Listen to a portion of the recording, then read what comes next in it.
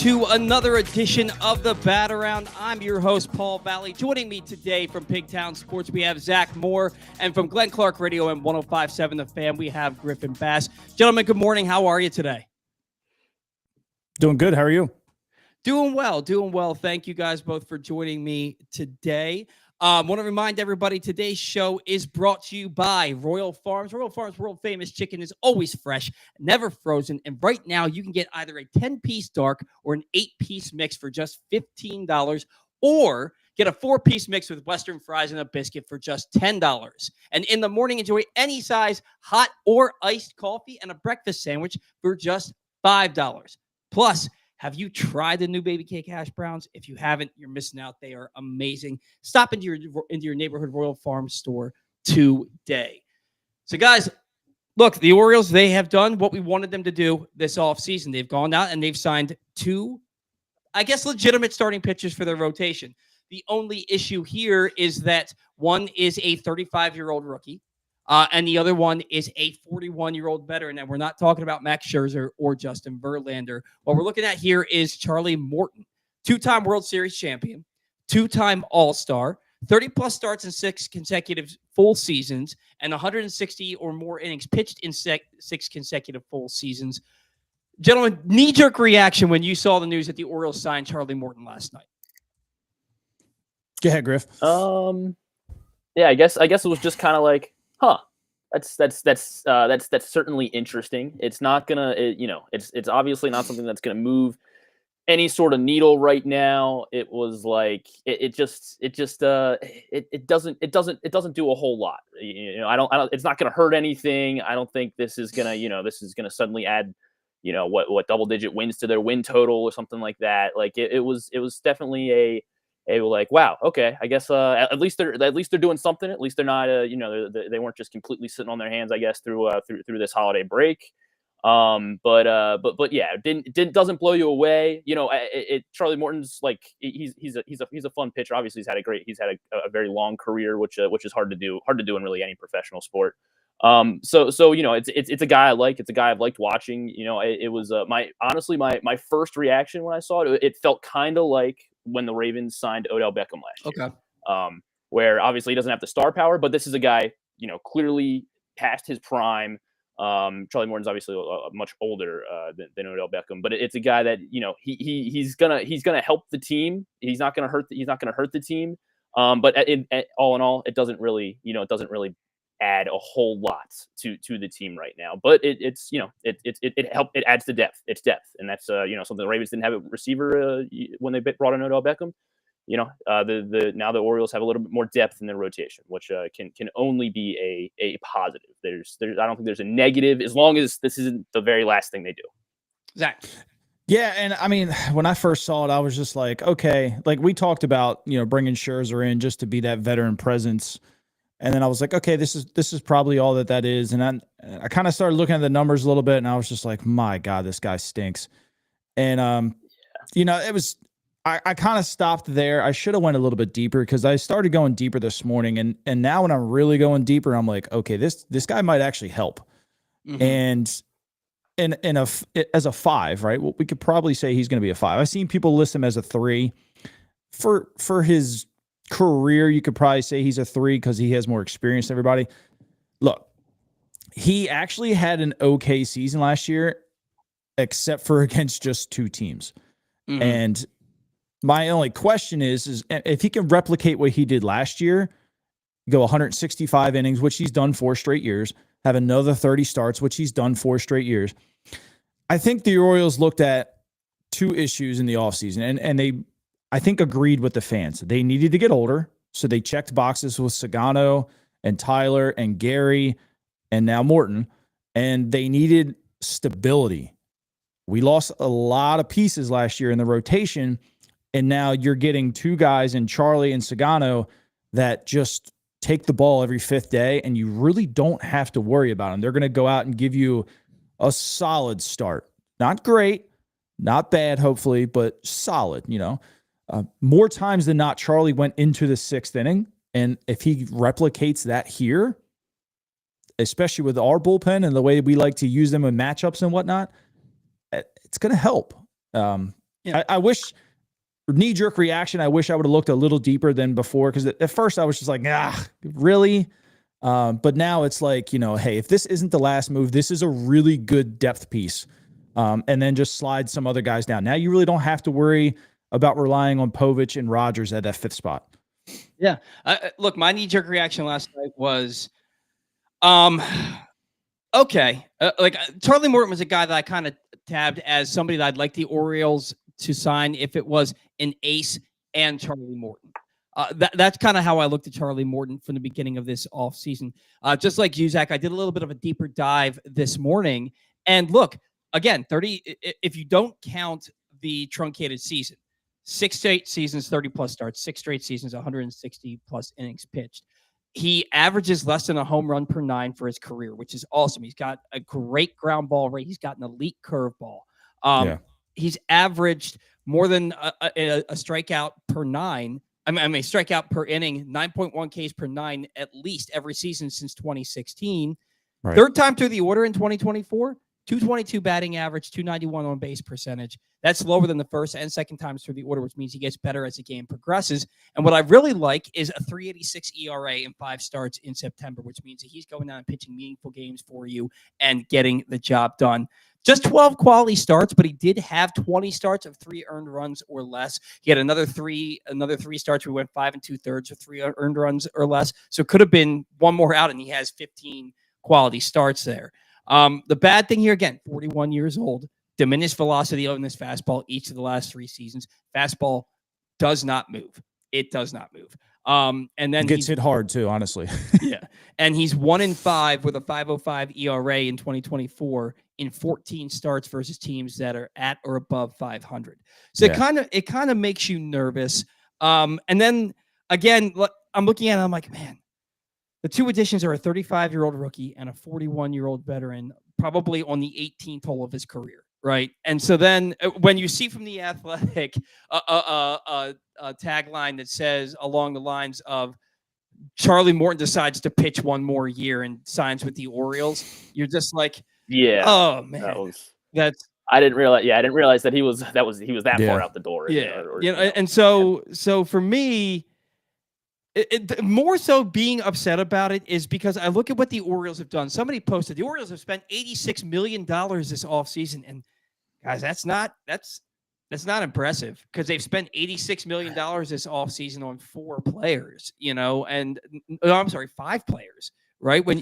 That is more than all of last year's roster, though. It is. And I guess I don't know if that's a good thing or a bad thing. Well, I mean, I guess you're headed in the right direction, but when the owner says that they're going to go out and they're going to spend money to get back to a World Series this year, you kind of think it's going to be like $86 million for one player over 4 years, something along those lines. When it's for 5 different players, you're just kind of 4 different players, you're just kind of underwhelmed. You know what I mean? And then I look at it, and $16.9 million per year is the highest average annual value that Mike Elias has ever given out. And he gave it out to an outfielder who has spent 14 different stints in the IL in 7 career seasons. And I'm looking at it, I'm saying, man, they don't want to spend more than, in the mid-teens for any player. And that's where it kind of like hit hard for me. It's just like, why can't we have an ownership group that wants to spend $25 million on a player? I mean, they didn't sign Chris Davis. Like, let's go do something. But if you're thinking about maybe they'll be able to sign, they're trying to save money to sign their players, extend their core in the coming months and years, then maybe you're okay with it. But knee-jerk reaction is, can we please spend a little bit more money? These are just like the same typical signings we've got in the last couple of years. Yeah, and that's not to keep harping on the Odell Beckham thing, but obviously that was a big piece of, I think, bringing Lamar back. So if somehow Charlie Morton, if Adley Rutschman was like, I'm only going to stay if you bring Charlie Morton for this year, then it becomes a great signing. Adley doesn't really have a choice because he's still under team control. Right. So right. What I like about Charlie though is, I mean, look, Grayson and Dean and Povich, Rogers, these guys are all south of 30. They're young. They have lots to learn. Charlie's been around the game for a while. He's got 2 World Series, got 3 appearances in the World Series. And then I started to look into him. And 4.19, it's kind of whatever. And I really wanted to figure out where that happened.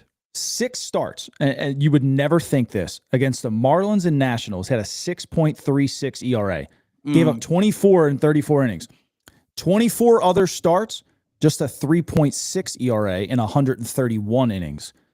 So it's like, but my question is, who are going to be those two teams this year? Hopefully it's not Toronto and Tampa Bay, or hopefully it's not the Yankees and Boston. But against the AL last year in 8 starts, he had a 2.5 ERA with 44 Ks in 46 innings and just a 178 average against him. So he obviously can still pitch. Mm-hmm. And if he's going to give you a 3.63 ERA in 24 starts, that's potentially, like, if you would have put him on last year's team, that would have been what, second best, third best.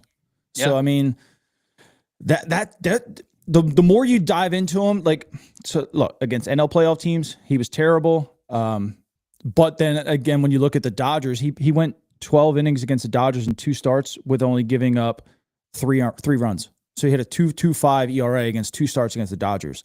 Mm-hmm. He's hit or miss, obviously, but translate those starts against the Dodgers against the Yankees. If he gives you 3 earned runs in 2 starts in 12 innings, I mean, averaging 6 innings a start against the Yankees, I don't think there'd be a fan in this fan base that would complain about that. Oh, yeah. And look, if he's got a sub-4 ERA midway through the season, we're going to be thinking it's a great signing. And I think that's something that he can do, that he's capable of. He's coming to a bigger ballpark, and he already keeps the ball in the ballpark. So maybe even some of the home runs that he does give up are going to translate into outs. I know they've moved that wall back in, but it's still a pitcher-friendly ballpark. I don't like the fact that they don't have a lefty in their starting rotation. Big Harry, he agrees with me. He says, need a lefty to slow the Yankees. The Yanks don't like lefty starters. They need a lefty in their rotation for their ballpark. You know, like they have all these righties in their rotation. They have a ballpark that's conducive to getting right-handed hitters out, and they don't have a single lefty in their rotation. And I think that that's a problem considering where they play. Yeah, I agree. I don't know if they're going to rely on Povich and Rogers. I mean, look, Charlie could also be, we've seen teams do it before. Imagine if he has a sub-4 ERA come around the trade deadline and Povich is pitching well. Mm-hmm. Okay, well, now you have the option to trade Charlie and maybe acquire a bat if you need it, or, you know, an up-and-coming prospect that you really like. Like, there's options when you bring in certain players that might perform, especially with him. I mean, at the end of the year, a team has to pick up probably what, $6 million of that. Like, if they need pitching and we need a bat, like, there's a deal that could be made if other guys are still pitching well. But if he's pitching really well, obviously you don't want to get rid of him either. But there's options all around the board if he has a good season. Yeah, and I think to that point, there could be a little bit of, look, we're getting Kyle Bradish back in the second half of the year. We're getting Tyler Wells back the second half of the year, whether he's in the rotation or in the bullpen. I think he's slated for the bullpen. Yeah. They know that they've got reserves coming here to help them, reinforcements, I should say, that come and help them in the second half. Now, look, I'm not in the camp that thinks that either one of those guys are going to hit the ground running. I think there's going to be some rust that needs to be kicked off. And I mean, we saw it with John Means. He came back from Tommy John surgery and he was excellent, but he made 4 starts, and then he only made 3 more starts after that this past season before he got hurt again.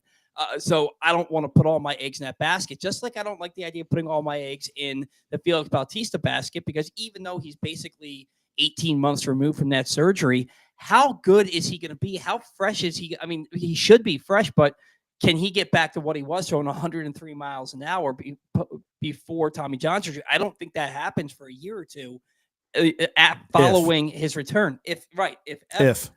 So I look at this and it's like, look, we need a lefty starter in the rotation. Like you said, they've got Cade Povich, but they've got Trevor Rogers, but they also need to address the bullpen. If this is the rotation that you're going with, it's fine.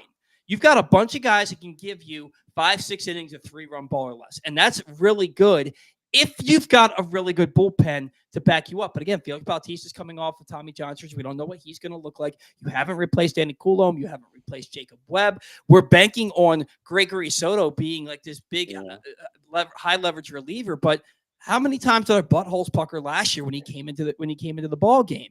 And you're also looking at Sir Anthony Dominguez. How good is he going to be? Cionel Perez doesn't give up home runs, but he also hasn't pitched a much better than a 4 ERA the last couple of seasons. Yeah.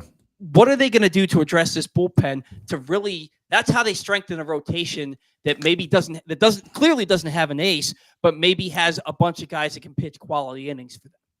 Yeah, I mean, it's. I think the concerns about Bautista are definitely warranted. Is how like the mental side of it too. How ready is he going to be Is he going to be able to come back immediately and once again be the ninth inning guy and be ready for the lights flash and everybody on their feet and in a 1-run ball game? I mean, yeah. I think those are definitely warranted. It would certainly. What high leverage guys are still out there right now? Hoffman, Tanner Scott, AJ Minter, Kirby Yates. And then which guys would take about $15 million, since that's what the Orioles want to spend? Oh, probably all of them, except for Tanner.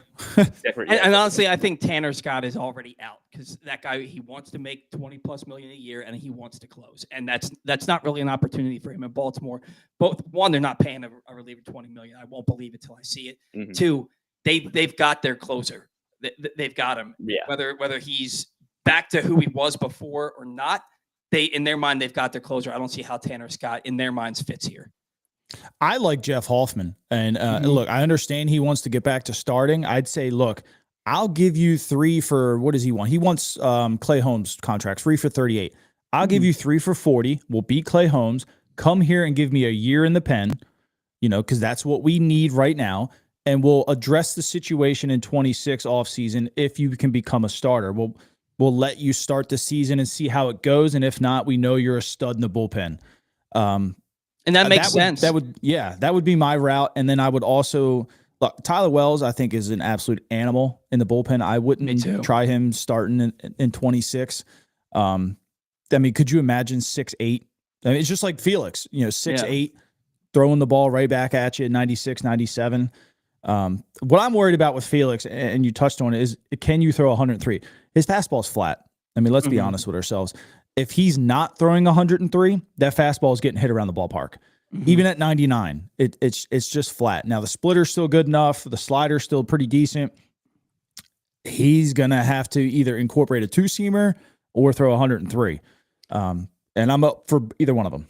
Well, and because of Bautista's delivery and the way that he releases a baseball, even though you're right, the fastball is flat, it does kind of resemble, he's got a high spin rate, and it kind of resembles a rising fastball because of where he delivers the baseball. So if he's throwing 103 and he's getting that ball up in the zone, not many dudes are getting around on that. But if he's throwing 99, there's not really many big leaguers in the game that can't hit 99 at the letters. Kyle Tucker did it for a grand slam. Yep.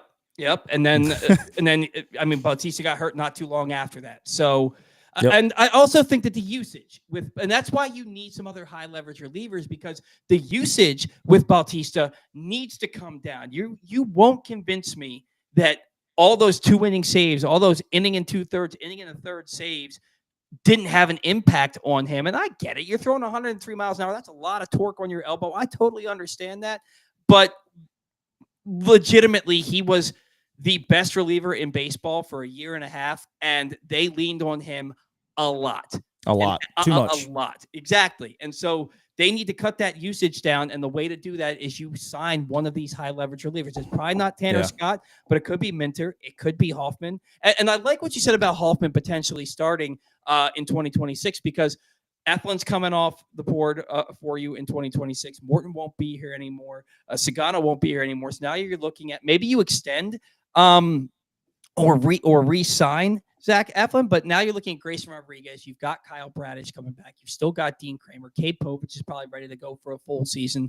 And then on top of that, maybe you have Jeff Hoffman starting in your rotation, and it makes your starting rotation that much better. And maybe if we find silver linings with this Charlie Morton and Sagano signings, we're looking to our 2026 rotation, and we still think we can win with these guys this year. Yeah, 100%. And I mean, where do you see like Albert Suarez factoring in terms of this upcoming season? Albert Suarez and Sagano potentially being a relief guy too, to help stabilize some of that bullpen concerns there. I would see Suarez probably taking the role of Jacob Webb right about now. I mean, Webb didn't really come in a lot of high leverage situations, but he came in a lot of situations where he just needed to get through that inning. And then, get to Cano and then, whoever was closing last year, Kimbrel and Dominguez or whatever. Webb had a lot of pivotal spots, but nothing huge, right? We didn't really see him in the 8th and 9th inning almost ever. And I just think it's Suarez with his stuff is just a better version of Jacob Webb in that 5th, 6th, 7th role, depending on who's coming up in the lineup. Yeah, and for me, Suarez, like what he did last year was awesome, and he was I don't really think there's an argument about it. Next to Zach Eflin, he was the Orioles' best starter the second half of the season. And when Grayson Rodriguez went down, man, did he show up in a big way for this ball club. He kept them in he helped keep them in contention, knowing that he was going to give you 6 solid innings every time out there. But he's going to be 36 this year. And that's the thing that scares me. He's 36 years old. Yeah, the fastball's got a good spin on it. The velo's ticked up from earlier in his career. But how much is left in the tank at 36 years old? Because just because he hasn't been throwing in the majors doesn't mean he hasn't been throwing, right? Yeah. And so you have to wonder how much is left there. But look, if you can get another year out of Suarez and he can be that swing guy in your pen, or like you said, fill that Jacob Webb role, and he can give you a spot start, and you don't have to worry about that spot start being an implosion, that helps your ball club. It's the same way that I looked at Tyler Wells going into this past season, the exact same way. It only helps your ball club to have a guy like that on your roster. I do want to get into some viewer interaction here as far as the Charlie Morton signing. PRAJ33 says, personally, it's a great signing now that Twitter has stopped exploding, but this simply can't be our major signing. Give me a reunion with Jack or trade for Lopez in Minnesota. Guys, do you think that the Orioles are done adding to their starting rotation? I don't think Morton or Sagano are depth moves, so I mostly think that they're done. Yeah, man, because the initial reaction is I don't want them to be done, because it's not like Morton suddenly makes them Sagano or Morton makes them suddenly a World Series like a top end World Series contender. And when the rumors of Cease are still out there, that obviously is that would be the that's the big one that would obviously push them over the edge. That's the Corbin Burns from last year. Well, so Griffin, if they make a trade for Cease, right, does it make more sense for them to make that trade for Cease at the deadline, like we were talking about a little bit earlier in the show, because now you can give up less because you're not getting him for a full season. And if you're willing to give all that money, we'll talk about it in a little bit, the rumored money that they were willing to give to Corbin Burns, franchise-altering money, are you willing to give a big contract to a guy like Dylan Cease, who probably won't command the same amount of money as Corbin Burns, but he's still a top of the rotation starter? Yeah, I think I'd rather have him for the full season. Obviously, I'd rather have him for the full season. But when you get to that point, I guess depending where they are health wise, it could certainly seem like it would be more plausible to add him, help bolster the rotation. But when we're thinking about the guys like Bradish and Wells returning in the second half of the year, then it's where's what room where all these guys fit in if assuming it's not going to happen, but assuming a lot of these guys can stay healthy. It's if they make that move for Cease, I'd want to see it before the season and have him be Corbin Burns, like that would that Corbin Burns was pretty good. It was really nice to have that guy. I think I'm all for it if you aren't doing what you did with Corbin Burns, where you're trading prospects for him just to have him for this year, and then you have no plans. It seems like they had plans on re-signing Burns, but if you're not going to be able to do it, I don't want to give up the prospects. Zach, do you think that the Orioles are done adding to their starting rotation in a major way this season? No, I don't think so. Honestly, at this point, I feel like either Dean or Povich are on the block to acquire someone else, whether that be Joe Ryan or Alcantara or Jose Soriano. It's going to be somebody with multiple years control, and Povich is a guy that you can float back that a team is going to like. Cease, I'll take him. I've read, from MLB.com and stuff, you can get him for the Corbin Burns type package. Let's pump the brakes, because Cease isn't Corbin Burns, and he's never going to be Corbin Burns. He should not command anywhere close to the trade that Corbin Burns did. And I would say that probably Corbin Burns' trade was probably undervalued going to Milwaukee, honestly. They could have got a lot more Cease, I wouldn't go above Dylan Beavers. That would be my starting role. I don't even know if they would take that. If they wouldn't, maybe Bradfield. I wouldn't go above those two guys. That's it for me. Because I don't think you re-sign him. He's going to command 200. Honestly, he's going to be the top guy. He is. He's the headliner, and he's going to be in that 200 to probably 300 range because he's the only guy there. Someone out there is going to throw it. For the Orioles standpoint, I feel like they need to address now and next year because, like we talked about, they don't have a whole lot in the starting rotation next year. Yes, you get guys back, but what if they come back and they suck? Or what if they come back and get hurt again? Like, address it now and deal with it later is how I feel about it. Go and get a controllable guy rather than just saying, oh, well, we'll wait till next year. No, I totally understand that. I totally get that. That's what I want them to do. Seeing that they signed Morton, you can't help but have PTSD as an Orioles fan, right? From the way they've operated the last 20 plus years, you can't help but feel like, here we go again. But look, if they go out and they make a trade in the next couple of weeks or they could do it in the middle of spring training. I hope not. I don't think that signing pitchers once spring training has already started is a good move. Because we've seen it with Alex Cobb, Jordan Montgomery. We saw it with Blake Snell before we really got going last year. But look, they have plenty of time to continue to add to this rotation. Griffin, I know you got to get out of here, so we're going to do one more comment here. Randall says, Morton shouldn't be used as a regular 5-man rotation piece. I use Morton once, twice a month max as to keep him healthy and fresh as they can. The thing is, he seems like a guy where like he does need to pitch. Like he's I mean, you're not going to give him $15 million. To pitch twice a month.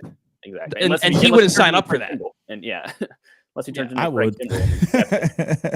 Well, you've got the shoulder issues, man. So if you can throw as little as possible, right?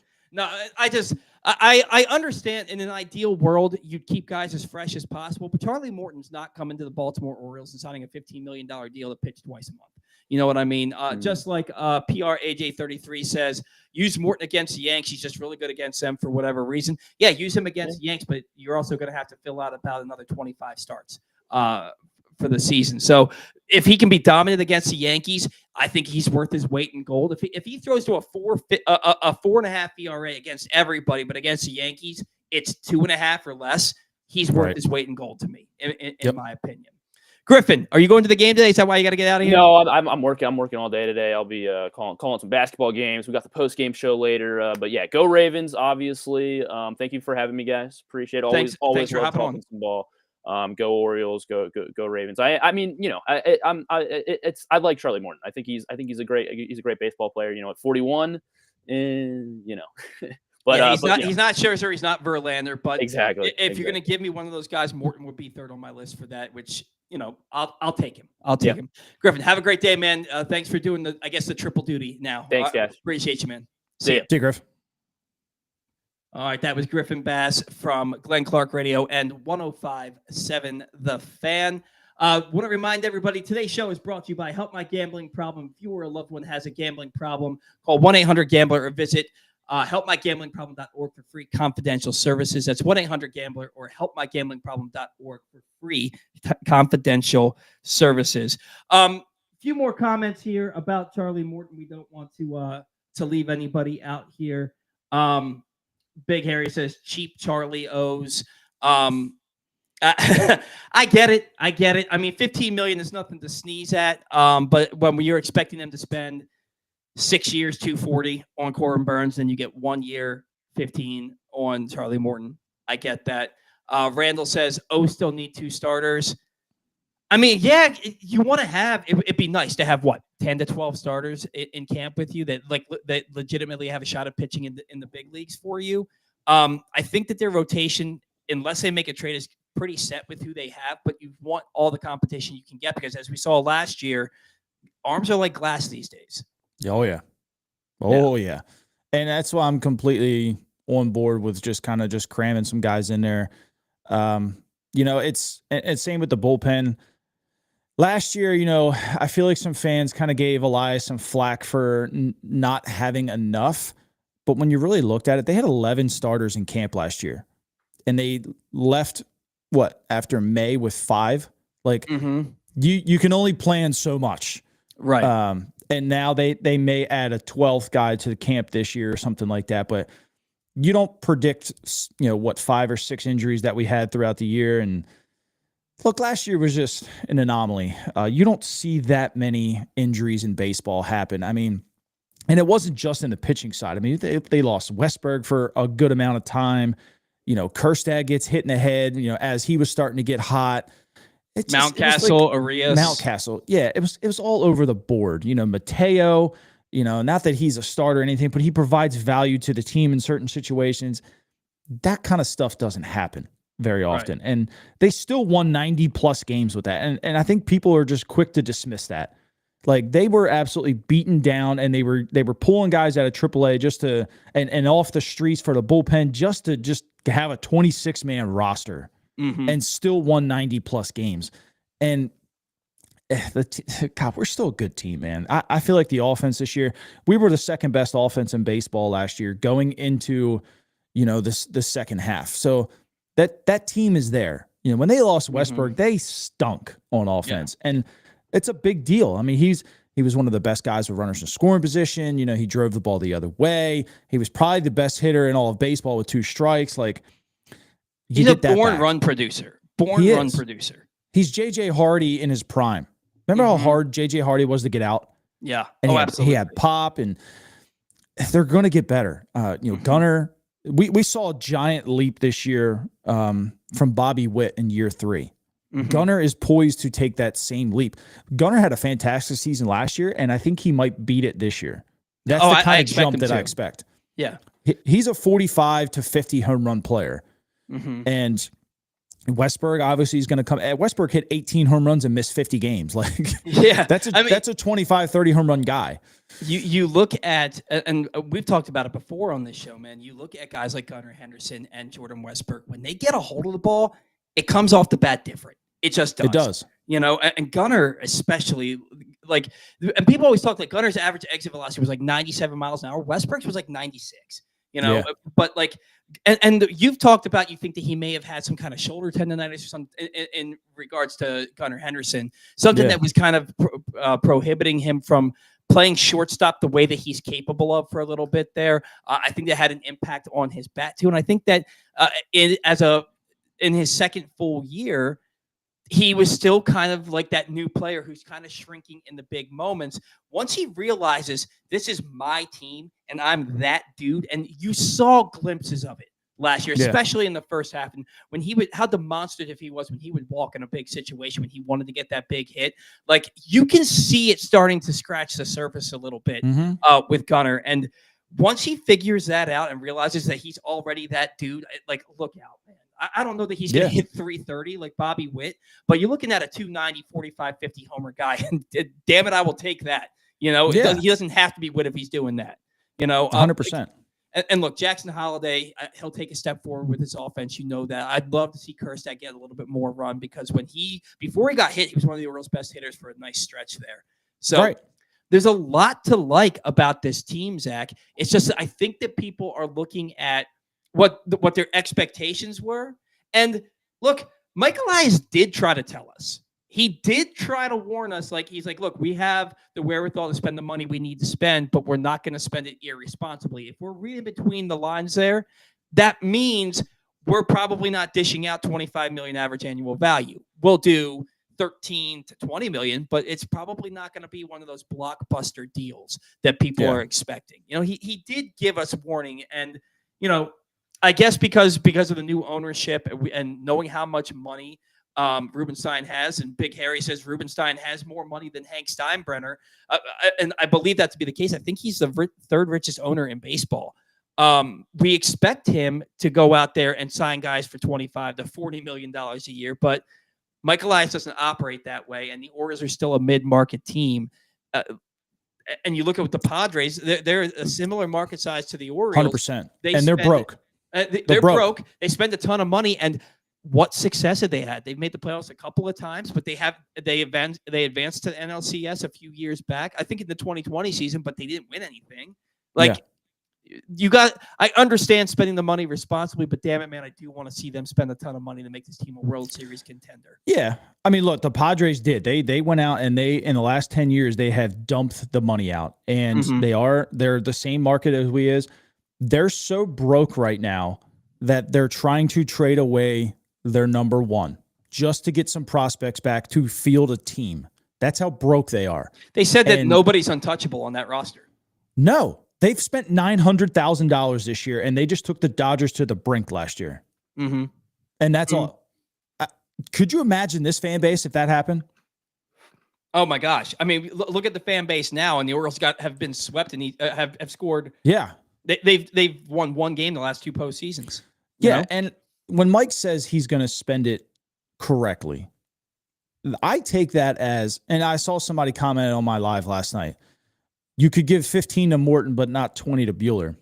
Who's to say Buehler's personality fit the Orioles? Who's to say that they don't have insider information that he may have locker room issues or he may be, an attitude guy? I'm not saying he is, but who's to say that they don't know that he is? Maybe he just didn't want to pitch here. That's potentially possible. Or they have looked in his analytics and don't think he's going to be successful. We don't know how they operate, and they don't talk about it, which they probably shouldn't. I personally think they knew they weren't getting Burns. I think all their eggs went into Fried's basket. They wanted Fried, and when the Yankees went to that 8th year, you were just like, I'm out. And I can't fault them for that. I would have been pissed if they would have went 8 years for Fried, even if I liked him, because he's 31 years old. Did Fried get 8 or did he get 7? He got 8, I'm pretty sure. I think you may be right because it's less than 30 million average annual value, and 7 would have been 30.1, something like that. 8 for 218 for a guy turning 31. Like I would have been pissed as a fan. He's had arm issues already. Yeah, they got outbid for Fried, and I'm okay with that because that's a lot of money. The Yankees just threw it all out there. Cool, They tried for Burns. I don't think they really probably had much interest in Blake Snell. If he would have signed, sure. I don't think they were too aggressive on him. Blake's he's an oddball. And I don't know if his personality would have fit here too well either. And he doesn't get deep into games very often. No. And I think they took that into consideration. Look, I watch Twitch. I don't know if anybody else does. Blake Snell will stay up till 3-4 o'clock in the morning playing MLB The Show a lot. And look, if you want to play video games, that's fine.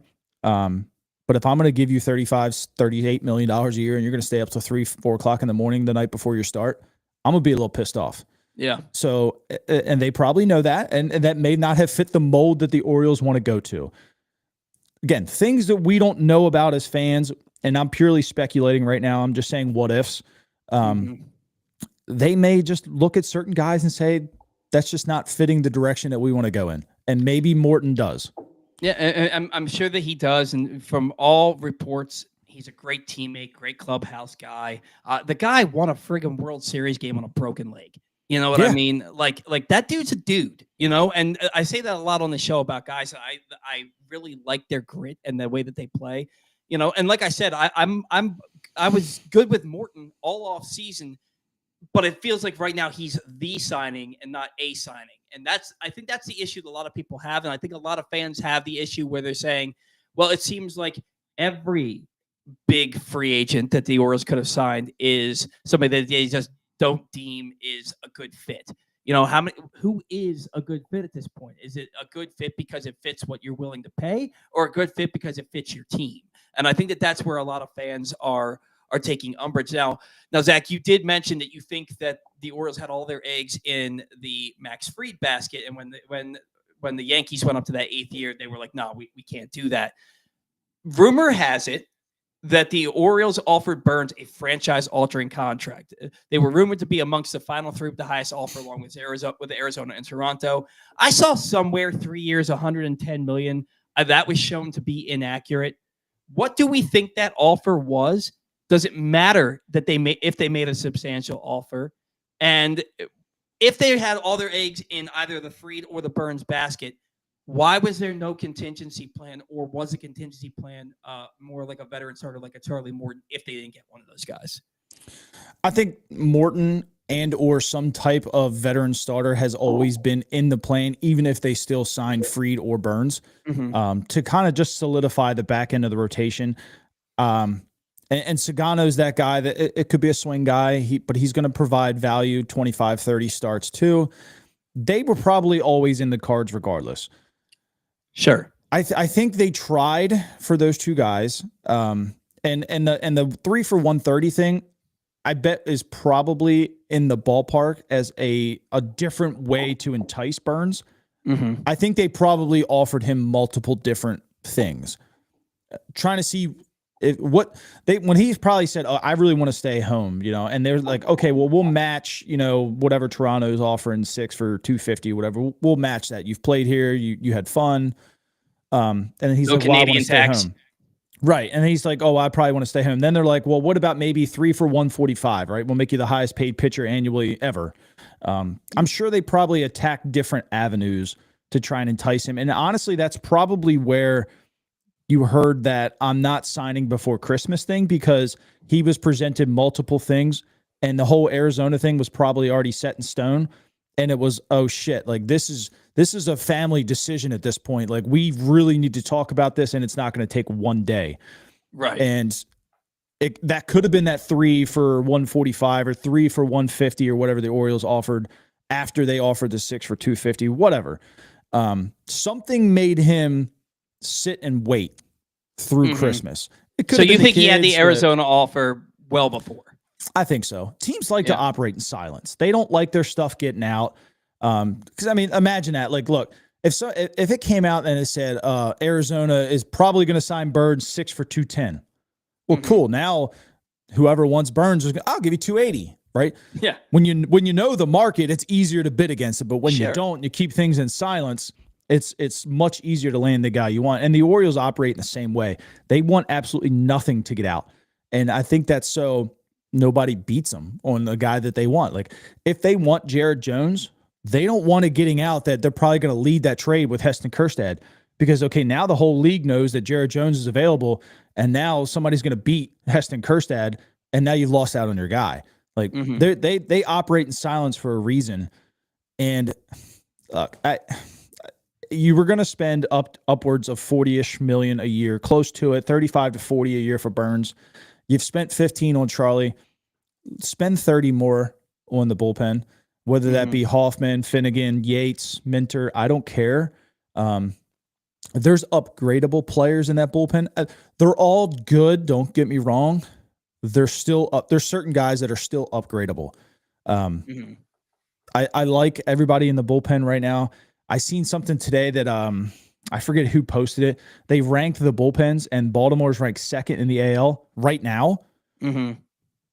Yankees first. No, they were sixth. Cleveland's got to be first. Cleveland was first. Yeah. Yankees were sixth, which shocks me because I feel like Yankees got really good in the back end. Yeah, for sure. A lot of people are putting a lot of eggs into Felix. I just feel like there's spots in that rotation or the bullpen that are upgradable. And if you do it, I'm all for it. Like Pra says, get rid of Seals. Tanner Scott can fill that role if he wants to. Like you said, I don't think he wants to do anything but close. Minter takes the spot of Cano. I know a lot of people have strong feelings for Cano. Cano's upgradable at this point. He hasn't really shown us a whole lot to stick in that eighth inning guy. I would gladly put in a Yates or a Minter in the eighth inning and feel a lot better about it than I would about Cano. I would feel great about Cano in the seventh, not in the eighth anymore.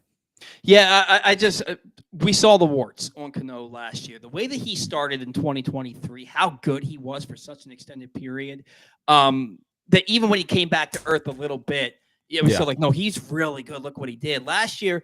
And then he had a good year. Year, but especially the second half of the season, we saw with the whole bullpen, you really saw a lot of overusage, especially with Cano and with CNL Perez. You saw a lot of overusage, and you saw the warts when Cano is overexposed. And I think that if he can get back to being a 50, 60 appearance guy instead of having to do 75, 80 appearances, it makes him that much better. Like you said, Pra said, get rid of CNL, please. See, the thing with CNL, one, he doesn't give up the long ball. 2, he's got a power lefty arm. And 3, I've watched him make a guy like Yordan Alvarez look absolutely Stupid. foolish. I saw him do it with DeSoto too. It's like he's got that kind of stuff. He just needs to figure out the control issues. You know what I mean? Yeah, he's been kind of burned a lot. He's been burned a lot with the walks, and he's been burned a lot with soft contact.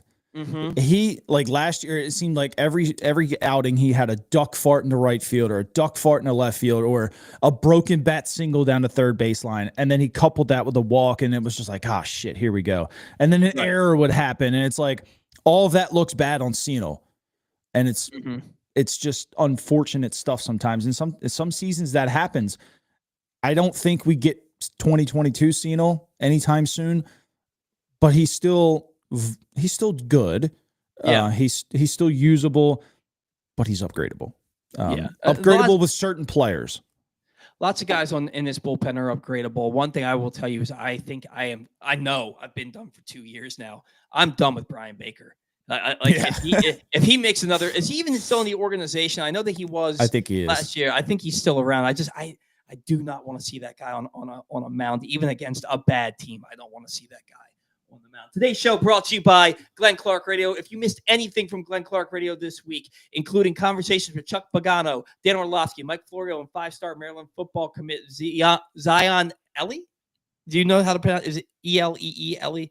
Zion Ellie. You can find them and more now in the Glenn Clark Radio Week in Review feature at PressBoxOnline.com. And as always, watch or listen to GCR every Monday through Friday at 10 a.m. at PressBoxOnline.com/radio or right here on Facebook and YouTube. Another rumor that I saw was that Bob Nightingale reported that the Orioles were interested in Cody Bellinger.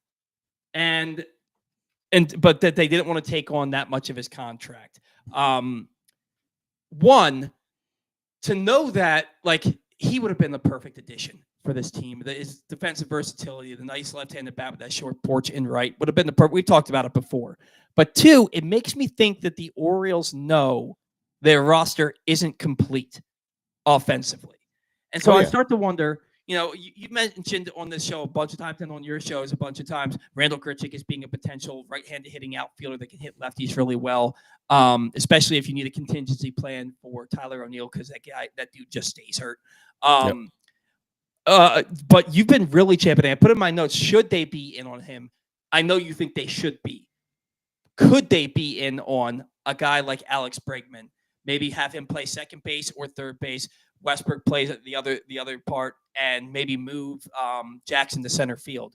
Is that something that the Orioles could be thinking about internally? Because look, if they're not spending that money on Corbin Burns, I can think of worse players who spend it on than Alex Bregman.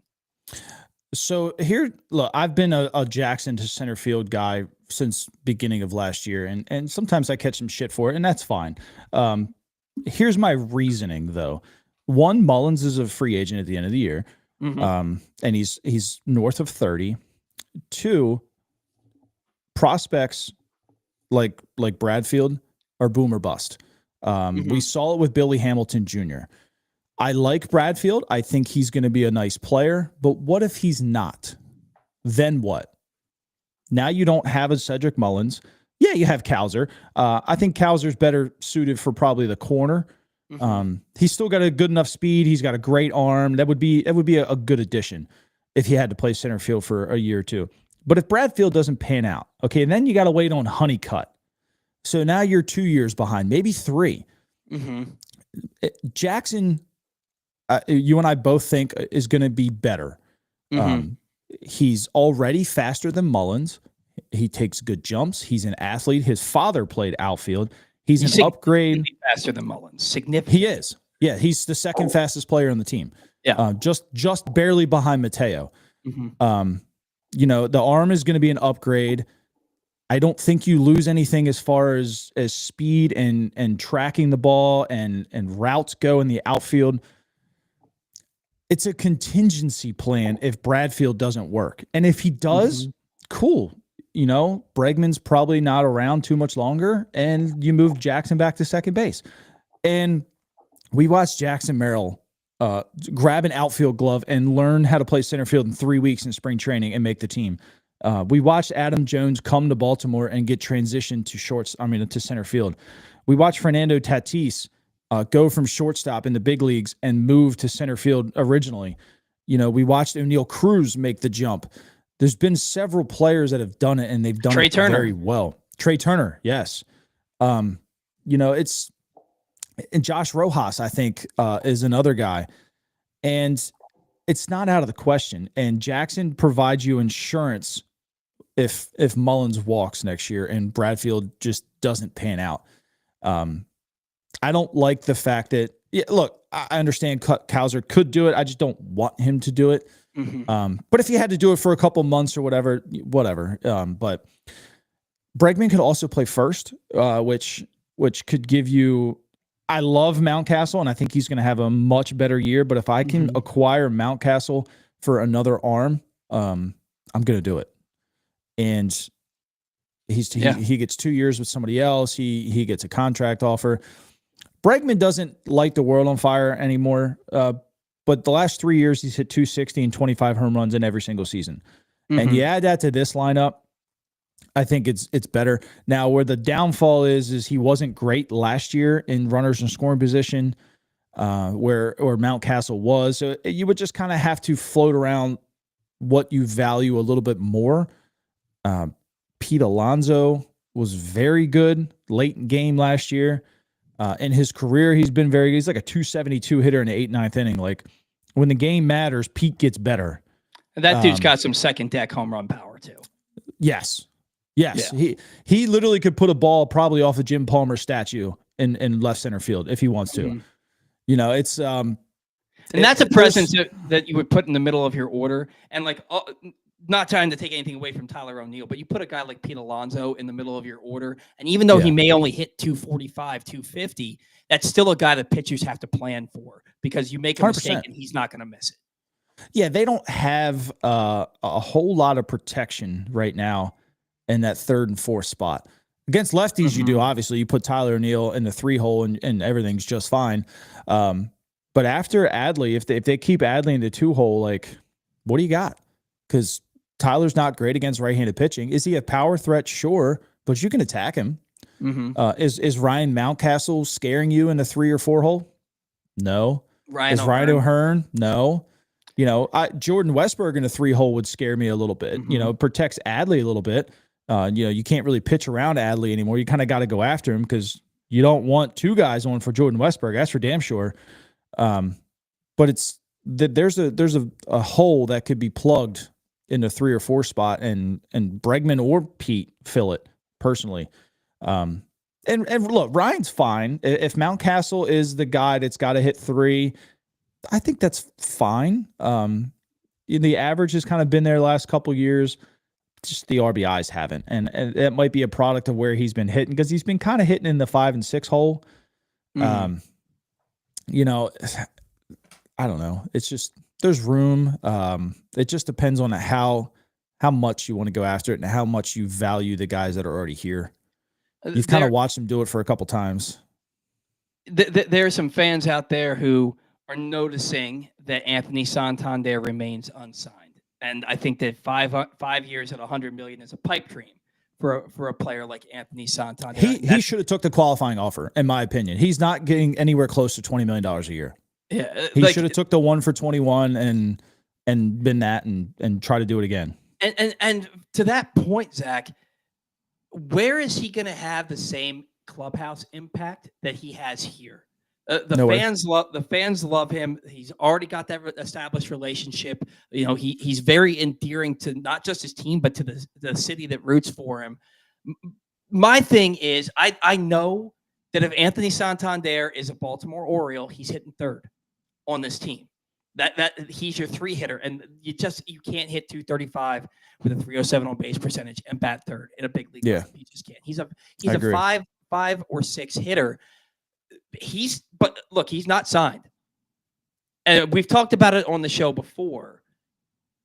Where do you think he ends up? Is there any chance at a reunion if it comes down to, like, look, I can't find anything for better than 3 years, $56 million?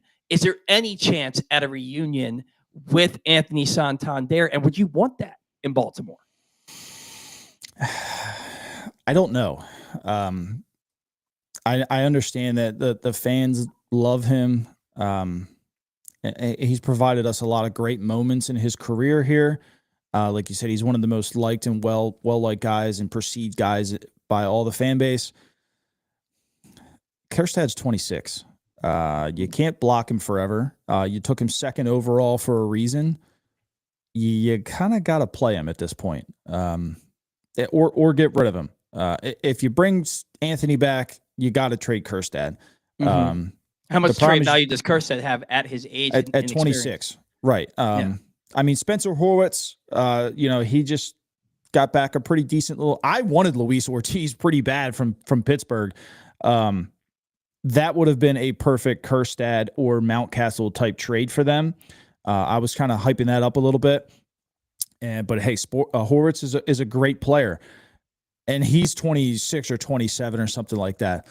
But it's you're gonna have to make the decision quick. I personally feel like Santander over the next 2 or 3 years isn't going to be as good as Kjerstad. Could be proved wrong. I just don't see a Nelson Cruz type out of Santander. Right. Had that really big year, and the O's were like, I don't think you're going to replicate that. We're not going to resign you, and he did. I don't see that from Anthony. Anthony Santander, as much as we love him, he's kind of a one-trick pony, right? Yeah. He's not going to hit for high average. He's not going to play great. I think he's a better defender than people give him credit for. He catches the balls he's supposed to, and he catches a lot of balls he's not supposed to, right? Yeah. And he hits the baseball out of the ballpark, but there is so many flaws in his game that I just don't know that you should be willing to continue to sacrifice Heston Kjerstad. You have to see what this guy can do. And I'm in the camp that believes you give Heston Kjerstad 500 at bats, he's going to hit 30 home runs. I 100% agree with you. And I think he's going to hit for better average, and I think he's going to get on base at a higher clip than Santander. And the time, it's on the wall that the time is now to play Heston Kjerstad. Because, look, I do not think he has as much trade value as other people believe he has because of his age and his inexperience. I think that he is more valuable to the Orioles on their roster playing every day than he is to them in a trade, because I just don't think you're getting the return unless he's part of a bigger package. And then what are you willing to give up if he's just part of a package and not the centerpiece of a package? So right. I think that the ship has sailed on Santander. I believe that the Orioles feel that way also. But if it's, mid-February and he's still looking for a team, they may be like, hey, look, man, come on back. We're not giving you the qualifying offer. We'll give you 16, 17 million to come DH, play a little first, play a little outfield for us. We'd welcome you back. I wouldn't be surprised if that happened either. Today's show also brought to you by PressBox's latest print issue. PressBox's annual Best of issue is available now. On the cover, we celebrate our Mo Gabba Sports Person of the Year honoree, Lamar Jackson, who better, and inside a collection of the top people, performances, and moments of the year in local sports. You can find the Best of issue all throughout the region, including at 60 Royal Farm stores, and you can read it all right now at PressBoxOnline.com. There's also, Zach, and when I wrote these notes last night, it was before the Charlie Morton signing had happened. Otherwise, I would have put this further up, and I forgot that I put it in the notes. The rumor mill was suggesting that there is mutual interest between the Orioles and Jack Flaherty on a reunion.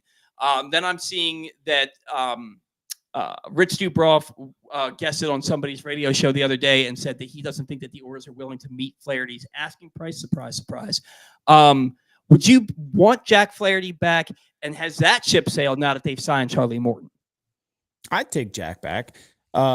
Look, I talked about it on my live the other night, and again, pure speculation here, but who's to say that maybe Flaherty wasn't really the problem in 2023?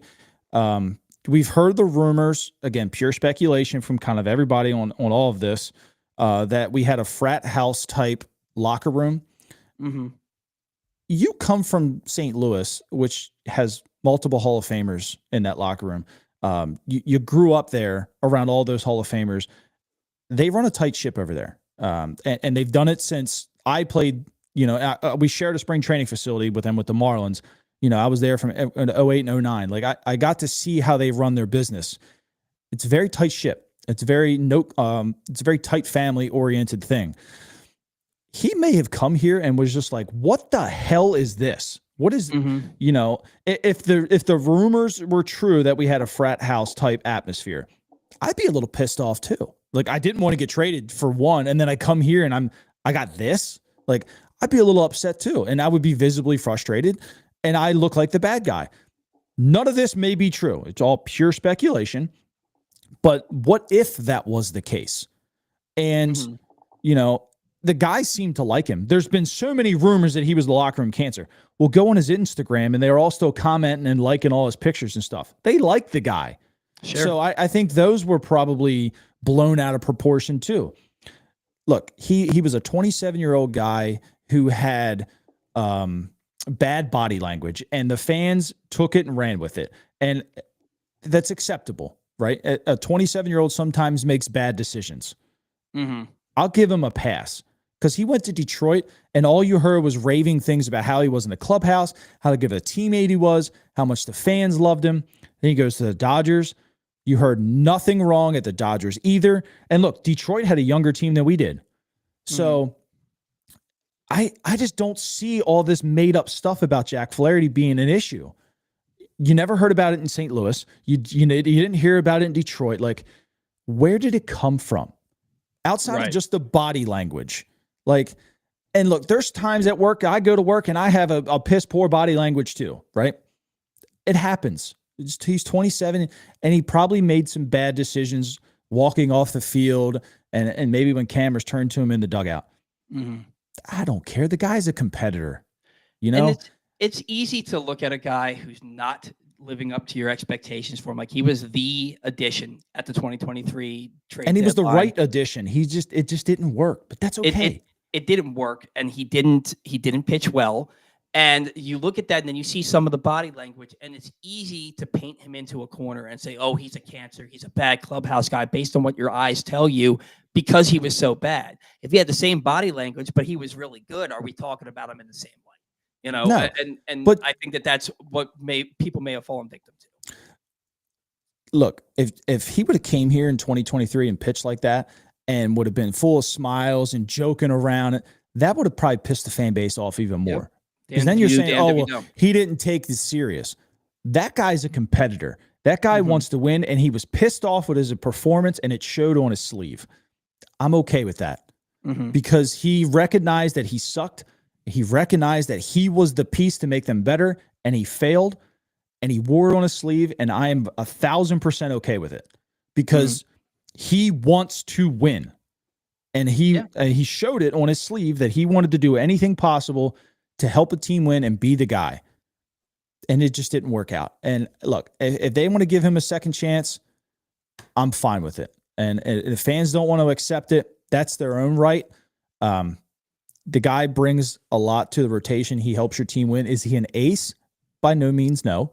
But he's a valuable piece. He's very comparable to Grayson. And I think we would all accept a second type Grayson. And, if he comes here and pitches well, and he is good in the locker room.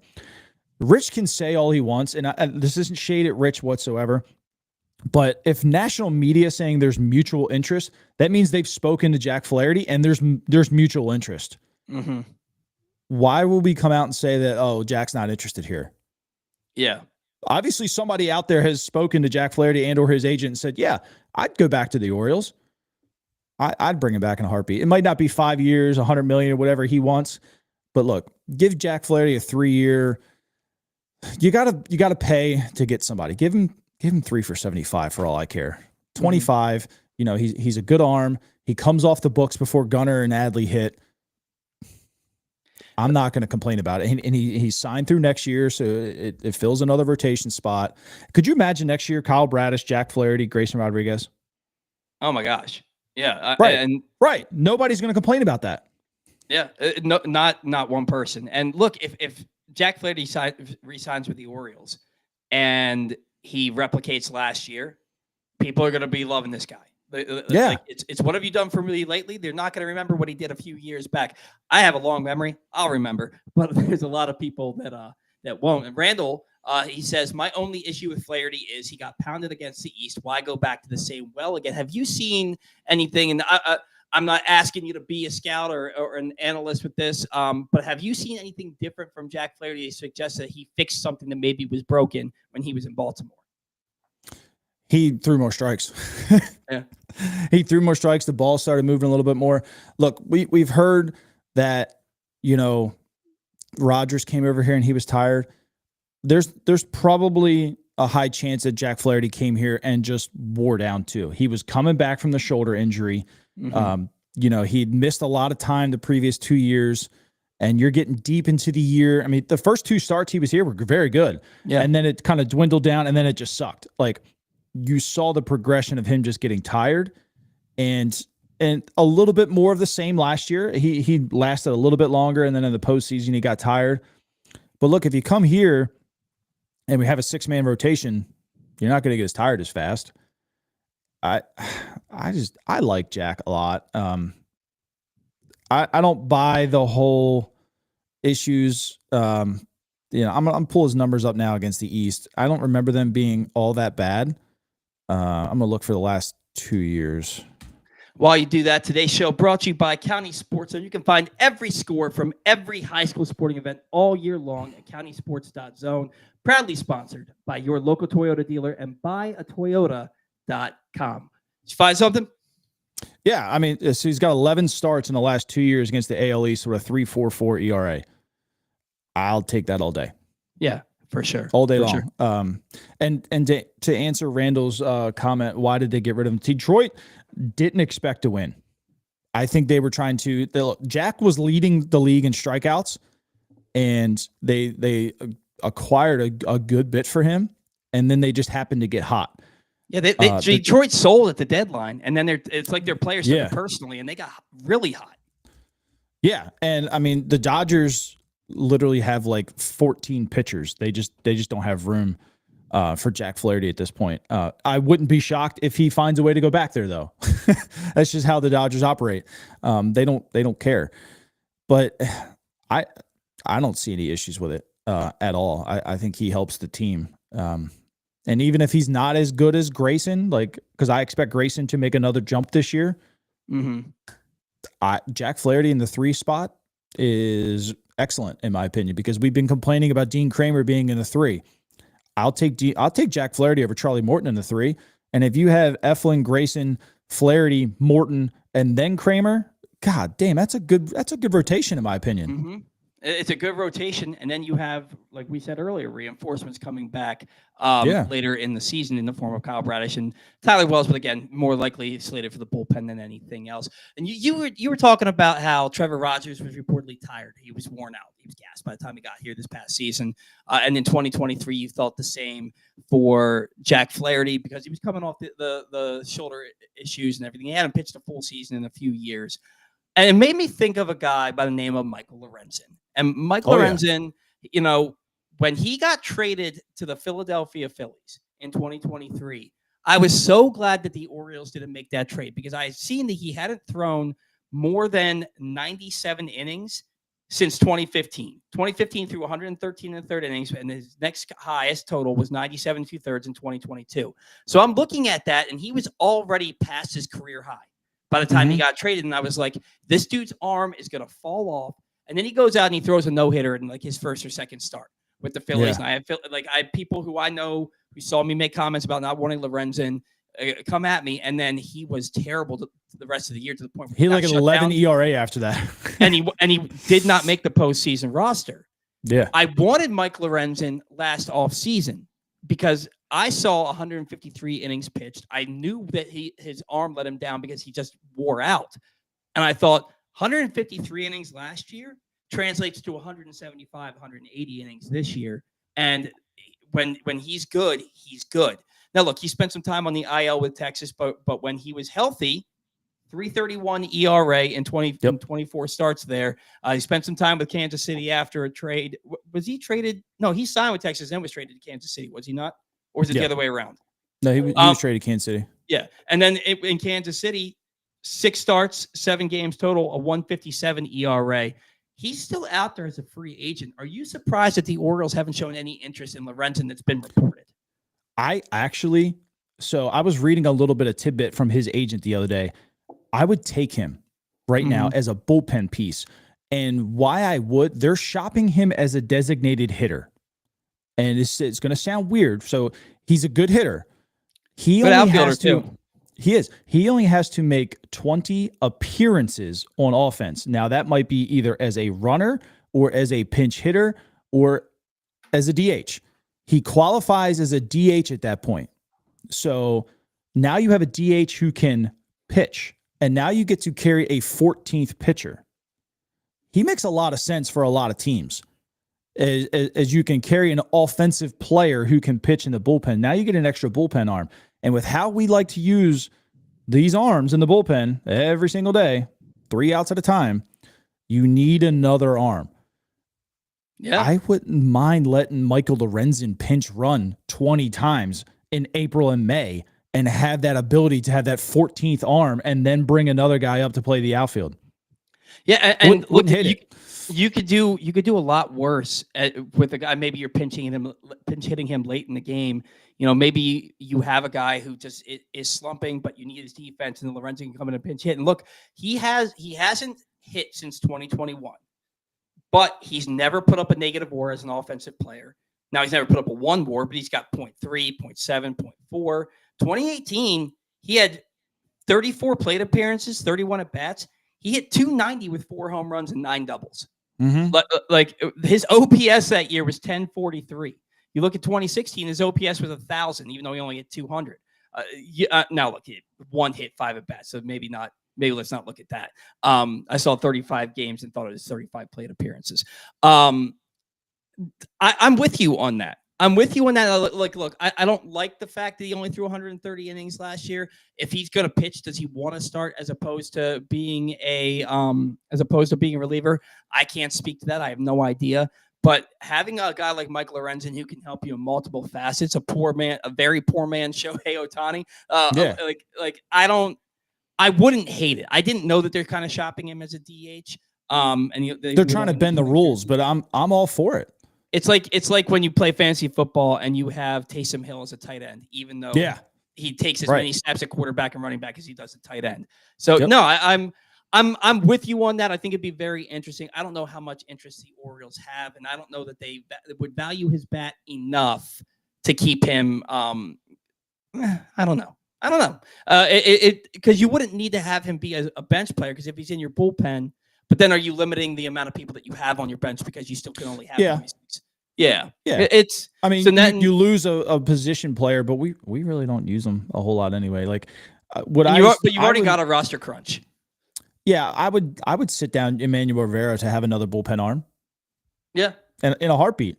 Because one, he'll be good in the bullpen, and two, if you need a spot start, just like Suarez, well, now you got Michael Lorenzen. Or if someone gets hurt, a comebacker off the shin or something in the second inning. Okay, well, now Lorenzen can give you 3 solid innings and get you to that 5th, and now you use your bullpen correctly. Instead of going, one guy in the 3rd, one guy in the 4th, one guy in the 5th, and depleting yourself for the rest of the series, you've got 2 guys who can eat some innings there for you and still be effective.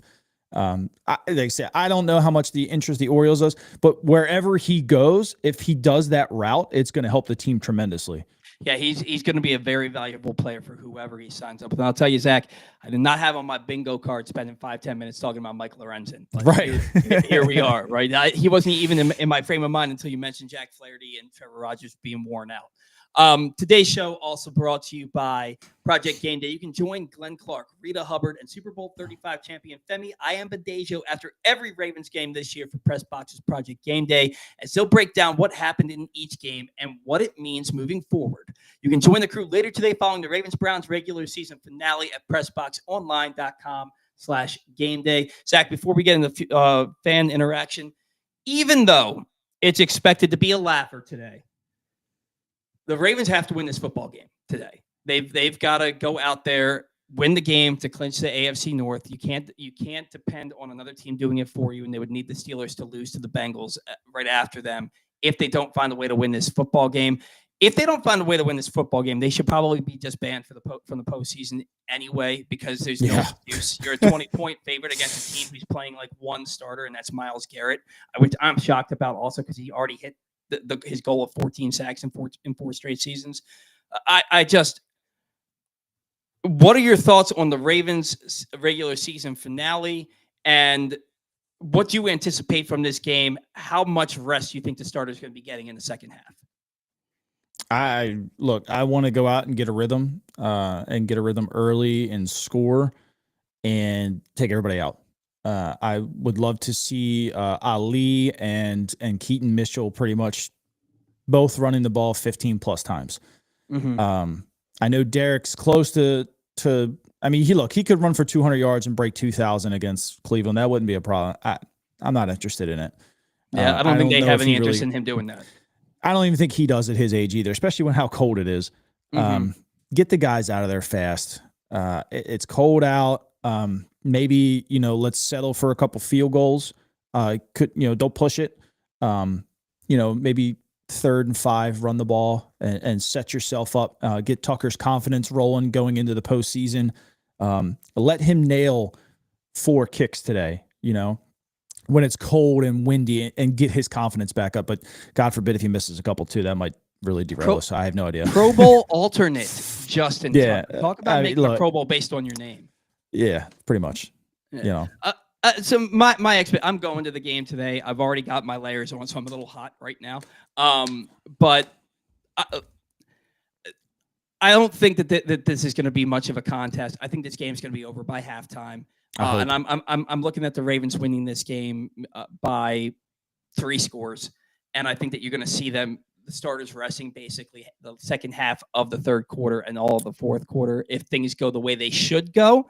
Yeah, stranger things have happened, but this is kind of like, it reminds me of when Denver during the COVID season, all 3 of their quarterbacks came down with COVID, and so they had to use a wide receiver at quarterback. I'm not saying that Cody Zappi is like a wide receiver playing quarterback, but they've got nobody out there. Yeah. So I'm just looking for them to stay healthy, get a victory, kick their feet up, and then start licking their chops for next week. Does it matter to you who they play in the postseason?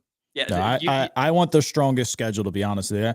And I think to kill all narratives, let's go Pittsburgh, Buffalo, Kansas City. Kill them all at once. Mm-hmm. I don't even care. Yeah, I mean that's you've got to beat the best to win the Super Bowl. So and then finally, MVP. I can't imagine that it's not going to be Josh Allen, because everything you hear is about voter fatigue, and Josh Allen's having the best year of his career, and he's got a better record. Nobody's talking about strength of schedule and how much more difficult the Ravens schedule was. They just talk about how well they lost to the Browns and the Raiders. Well, that happens. The Patriots took the Bills to the brink, and frankly, Josh Allen got outplayed by Drake May in that game. He's been outplayed by the other quarterback in the last few games. Do you think that Josh Allen is a runaway favorite now, or do you think that Lamar Jackson is going to be a bigger contender for this than people think? Josh Allen wouldn't even be in my top 3 if I was a voter. This is the second or third worst season of his career. So he's not even playing lights out. He's 2-3 against teams over 500, or 3-3 or whatever it is. Lamar's 7-3 or 8-3 if Cincinnati wins today, or actually 9-3. Yeah. So I don't even care anymore about MVP. I don't think Josh Allen's it. Sam Darnold and Baker Mayfield are having better seasons than Josh Allen is, with a lot less. I mean, Baker did it without Godwin, and missed a lot of time with Mike Evans. Yeah. And I mean, Darnold was a backup and then came in. I mean, granted, Minnesota's a good team, but still. I mean, look, Lamar, I think people at this point, the goalposts have moved so much for Lamar now that what he's doing is just kind of normal, and it just doesn't impress people anymore. And to see somebody else do it kind of makes them impressed. Josh having a good season. That's it. It's just a good season. They haven't played anybody at all. When they played Detroit, they had like 47 guys on injured reserve, and they were ranked 28th against the pass. Like, you knew they were going to dice them up. Kansas City was a good game. They seem to always be Kansas City in the regular season. That again, that doesn't move the needle for me. I don't know. It's whatever. Give it to Josh. Let the fans stop complaining. But whatever. The season that Lamar Jackson is having, it's not just his best season. It's historic. It's historic. He's going to throw for 40 touchdowns and 4,000 yards. He's going to rush for 900, just about 900 yards this year. And he could, if with a really solid game today, he could set the all-time single-season quarterback rating record. Yep. I mean, he's 9/10 of a point away. He's 2 touchdowns and 10 completions away from breaking it. Yeah, essentially. You're talking about a guy who's going to throw for 4,040, run for 905, maybe 6 touchdowns, and that's the MVP. And he's also on the verge of becoming one of just 3 players to ever throw for 40 touchdowns and have less than a 1% interception percentage. Like, Lamar Jackson's the MVP. He's the best football player in the world today. There's nobody that touches him, but he's 11-5, and Josh Allen is 14-3 or 13-3. So that's what people look at. So they're averaging 31 points a game since they lost to Pittsburgh. Mm-hmm. Yeah, 31 points a game, and they're 4-2 against teams over 500 in that span. And they also don't ever really seem like they they score. You're talking about the Ravens when you say that. I'm assuming 4-2 sounds unfamiliar to me, but teams over 500. Yeah, but they're averaging 31 points a game since that Pittsburgh loss, and it feels like they leave a lot of points on the board because it feels like they take their foot off the gas in the fourth quarter. You know, that game against Houston, they could have scored 60 if they wanted to. Yeah. You know, 31-2 is just a stupid score. I mean, that's absurd. That's absurd. Well, I'll be at the game freezing my tail off, so hopefully we'll have a little bit of a liquid warmth going on for me there. Today's show also brought to you by the CIAA tournament. Baltimore welcomes the excitement of the Food Lion CIAA men's and women's basketball tournament at the CFG Arena from February 25th to March 1st. Always an exciting event, an amazing event. Get your tickets now at Ticketmaster.com. All right, want to close things out with a little bit of viewer interaction. I meant to leave more time for this, Zach, because every time you come on the show, we get a million comments. So I want to try and hit as many as I can, but I also want to keep either one of us here too long. PRAJ Proj, I don't know how you pronounce the name that he's going with there, but he says should have ignored Burns and signed someone because geez, next few free agent classes are just ew. I don't think that they should have ignored Burns, but they should have had, in my opinion, a better contingency plan. You know, letting guys like Minaya and Evaldi and Yusei Kikuchi sign elsewhere, like they still have to want to come here. You have to give them the good offer. But the fact that they didn't make offers from what I've seen to those guys shows me that their eggs were either in the Freed or the Burns basket. And when they didn't get either one of them, they were kind of left with Charlie Morton and Sagat. Yep. Yeah. Yep. None of your business says nice hit, Zach. I don't know hat. If you're back. Hat. Yeah. Okay, gotcha. I was like, are you playing winter ball? What happened? No. Randall Fracassi, Morton shouldn't have cost no more than $6 to $8 million. $15 million is insane overpriced. Bueller cost $21 million. Really, Morton's had a lot of success. He's been a really solid and available pitcher for a really long time. $6 to $8 available million is the key word there. Available. Yeah, and Ryan O'Hearn's getting $8.5 million this year. Like, Morton is a better pitcher than Ryan O'Hearn is, a first baseman, outfielder, DH. $15 million is right on par, especially when you see guys like Tommy Edman signing for $17 million. Gary Sanchez got $8 million. Yeah, Frankie Montas got $17 million a year. Like, right, with above a 4.5 career ERA. Daniel Pitts, every contract, if you include O'Neill's fraudulent multi-year contract, he'll opt out after the season, has been a one-year contract. Why is this team so scared of multi-year contracts? Is it all Chris Davis? To that point, I want to say the whole Masson situation has not gone away. And the Nationals are looking to recoup like $354 million. Do you think that has anything to do with the Orioles' unwillingness to go multi-years at big money at this point? Do you think that has anything to do with it? Maybe. I mean, it could be just like the NFL. You know, when a guy, it's when they sue the team for something, that money is held against the cap. Who's to say that we don't know baseball rules? Who's to say that because there is a legal issue that money's not held up in courts and they can't spend it? We don't know. We don't know how that legal stuff works in Major League Baseball. It does work like that in football. It wouldn't shock me if it worked like that in baseball. You know, especially with something like that. Look, I tweeted the other night, just buy the damn network from the Orioles. It's a shit network. You know, let Rubenstein and them, because he's talked about it himself already. He wants to make his own Orioles network. Just sell the damn thing. Just give it all to the Nationals and let's start over. Bring the same crew over. The crew is good itself, but this whole issue with the Nationals and stuff, just break off and bring those guys over and let's start a whole new one. And please, whatever you do, can you make it where you can make a monthly payment to stream stream the MASN app instead of having to have a cable network? Because it's a lot of money for an inferior product. Just to have cable, just to be able to watch some Orioles baseball games, it's an inferior product as far as the MASN app is concerned. But people would be willing to pay $10-15 a month and not have a cable bill if I know I'm one of them. You know, I'd be willing to not have a cable bill if I could just pay 10 to 15. I mean, I pay $15 a month just so I can watch Red Zone. You know, which, by the way, last Sunday of Red Zone, which is kind of heartbreaking. Also, it feels like it just flew by. But yeah, let's get. And I know that they've been talking about making the MASN app better and potentially making it strictly a streaming service where you don't need cable, you can cut the cord. So hopefully that's something that's in the works. Nunya, I think they're done getting starters unless they trade Kramer, Mountie, Ryan O'Hearn, and a top 10 prospect to get a better starter. There's no room left in the rotation. I don't want them to be done, but reading the tea leaves right now, I feel like they are done. Zach, you have a little bit of a different opinion than I do. I think that they can't be done, but I believe that they are. Yeah, if they don't find a partner for Kramer and or Povich or somebody like that, then yeah, they're done. I think they're gonna try to maybe move one of these other guys, McDermott, Povich, Brandon Young, maybe somebody that look. If a team values one of those three guys. They're certainly not done. They're going to find a way to move something.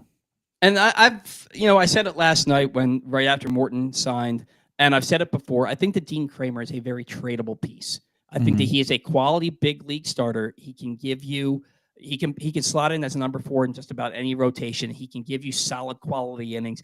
It seems like every start he has like a 3 or 4 run blow up early in the game, like in the 3rd or 4th inning, and then he settles back in. But he's also a dog out there. Like the dude wants to go out and throw 300 innings if he can, you know? So like, and I think that that's a guy who his will and his desire probably exceed his talent. And that's what makes him better than maybe he probably should be. And I think that he's a very tradable piece as part of a package. And so when Morton signed, I said, you never know. Maybe they're looking to trade Kramer, or maybe Sugano at $13 million is being thought of more as a reliever than a starter in his first big league season. So there's room to do something. The rotation might not be set. I'm inclined to believe that it is, but there's room to maneuver here. RL Topper, I have no faith that Bradish comes back until September at the earliest. I am inclined. That's fine. Yeah, I'm inclined to believe the same thing. Is he making?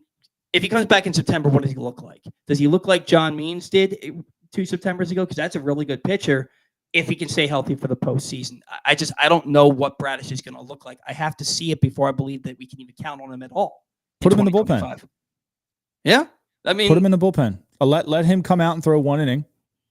You know, and we know he handles high situations well. I mean, he's better than almost everybody in that bullpen. I'd throw him out there. Yeah. When he got hurt, I mean, I saw it. Jim Hunter saw it. He threw a pitch and then he shook his arm, right?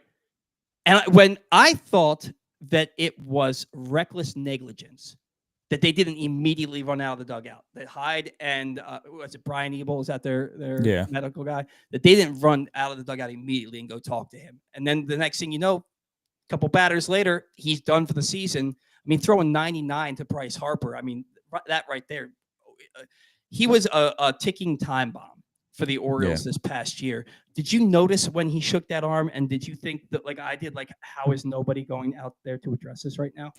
Well, he's done that his whole career. Not to that extent, but he's always, because he wears that sleeve and he always kind of just shakes it around a little bit.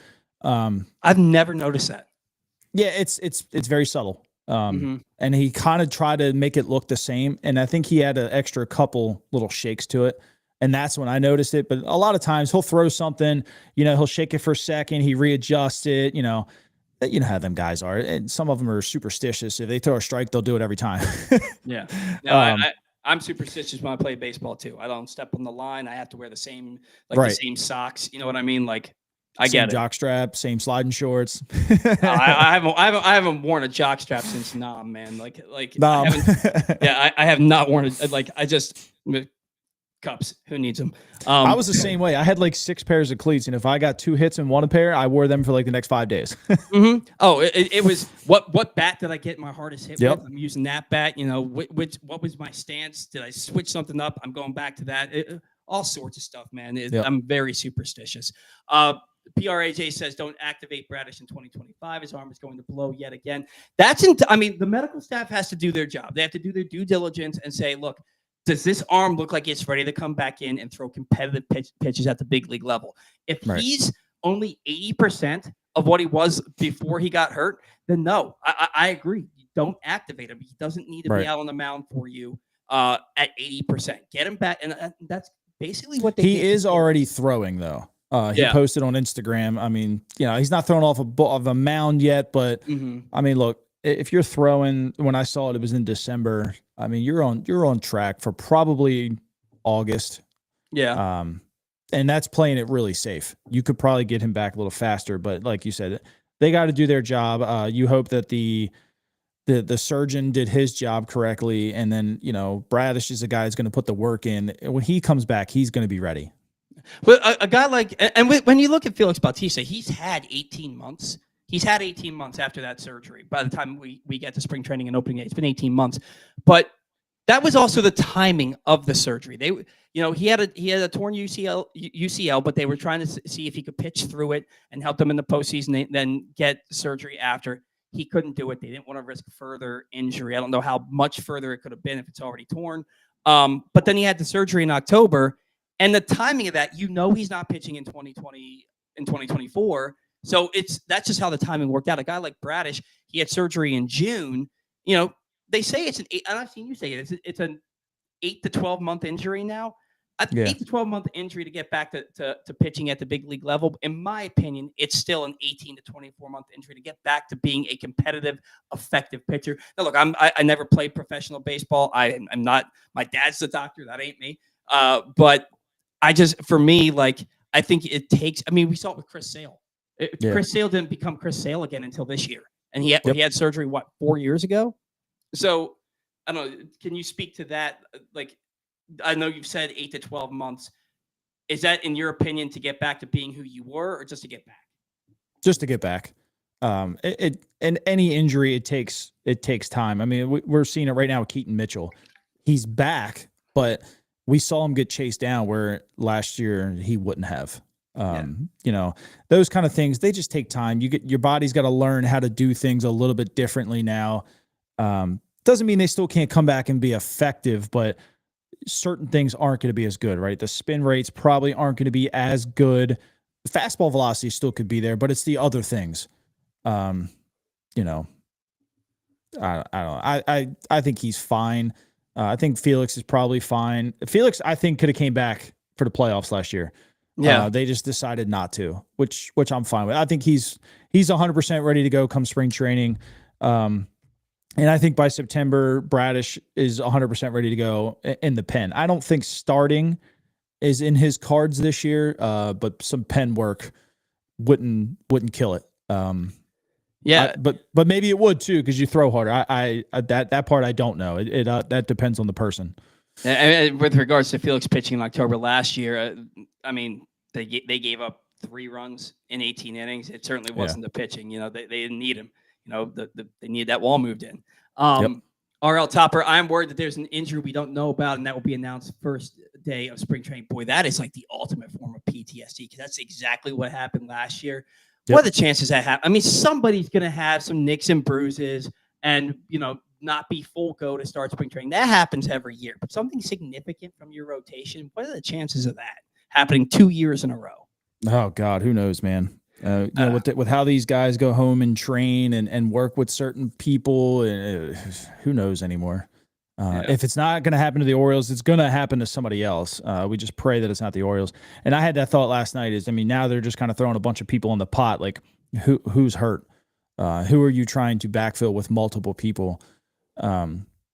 Is Grayson 100% healthy? We haven't heard a thing about that. Well, they've been saying that he's full go. They've said that the I sure hope is so. Full go, but that would be a bold-faced lie if it comes out that he's not. Because they said that he is.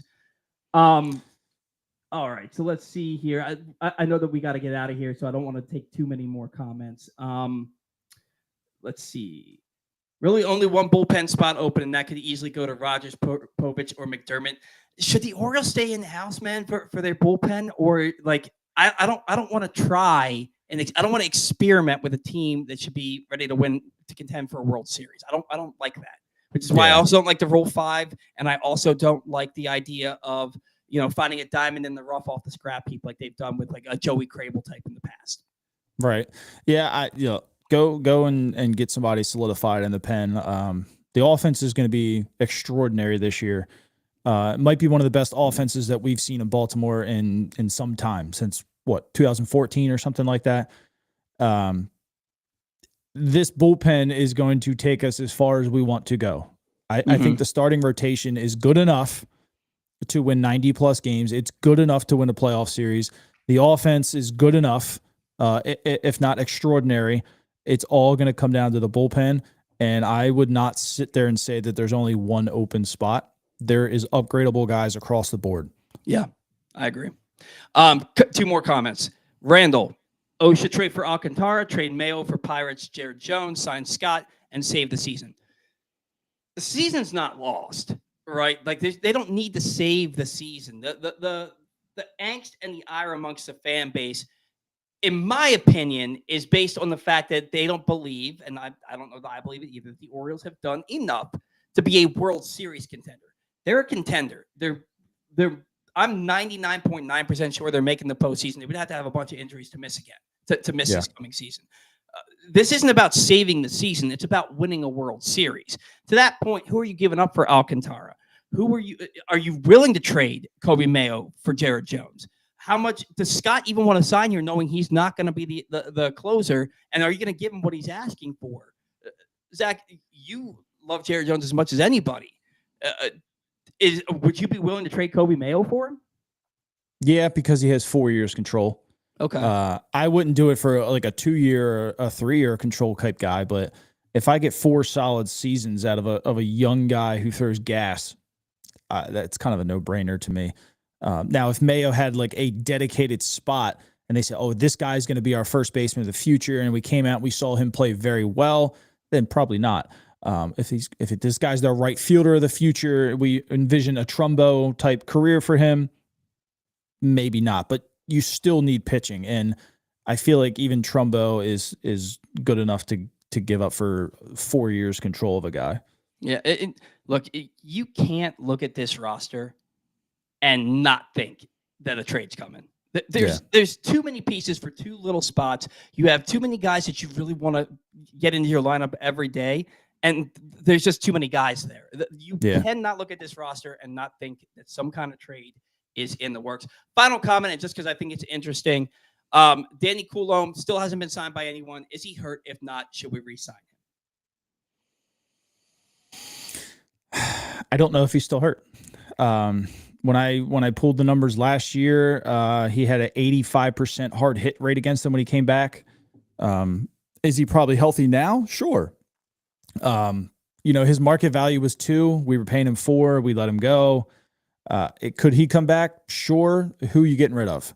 Keegan Aiken takes the ball in situations that not too many other guys take, and he does it effectively well. They're all low leverage, but when a game's out of hand sometimes, or you just need to eat up some innings, it's very common for somebody to come in and just not mentally be there and just let up more runs. Keegan doesn't. Keegan keeps you in the game. Even if it's 6-0 at the time and he comes in, he keeps you at 6-0 and gives you a chance for your offense to make a run at it. That is very valuable to have in a bullpen. So you probably wouldn't replace that with Danny because Danny's older and can't give you stretched out innings like Keegan can. Danny's not better than Cianel as far as getting certain guys out. I like Danny a lot. He has a very good changeup. He gets righties out. I just don't know at 38 years old or 37 or whatever he is. I just don't know if he has a spot in this bullpen if they try to upgrade it. And honestly, like if Danny's your guy in the bullpen, like is it any better than it was last year? Right. And to that point, you look at it, you've already got 3 left-handed bullpen arms that are all basically power arms, whereas Danny Coulombe isn't. And I think that the Orioles looked at that and they were like, well, we don't want to carry 4 lefties in the bullpen. We like power arms. We think that they're more workable than a guy like Danny Coulombe. Danny's the guy who slides out. And like at the time we're looking at, it's like, well, $4.4 million for Danny Coulombe. He's been your best reliever, one of your best relievers for 2 years. It makes sense. And now when you look at it, taking a step back, it makes sense that he's not here. And I don't anticipate them bringing a guy like him back. I think they're done adding lefties to the bullpen. Still would like to see a lefty in the rotation, but they've got Trevor Rogers and Cade Povich. Maybe they'll step in. Maybe you could have those 2 guys as a 4th and 5th lefty in your bullpen at any given moment. So, Zach, sorry I kept you so long, man. It just seems like there's always a lot to talk about here. Yeah. What can we plug for you before we get out of here today? I'm on Twitter, Instagram, TikTok, and YouTube under Pigtown Sports. It's all the exact same name on every platform. I do breakdowns about the Orioles, long form content on YouTube. I do some shorts and stuff on TikTok, and I try to pull the most craziest stats that you'll see because I'm bored at work sometimes on Twitter. So if you're into that kind of thing, go drop a follow. Well, it seems like you love to do your research and find out numbers, and I'll tell you, I don't know many guys that go live more often than Zach does on Twitter. So, Zach, thank your wife for allowing us your time today and apologize to her for me for keeping you too long. I do apologize about that. Go enjoy your weekend and your family, all right? All right, man. Enjoy the game. Thank you, sir. Thank you to all of our sponsors. Without you, we don't have a show. Thank you to all of our listeners, viewers, fans. Without you, we do not have a show. Go Ravens.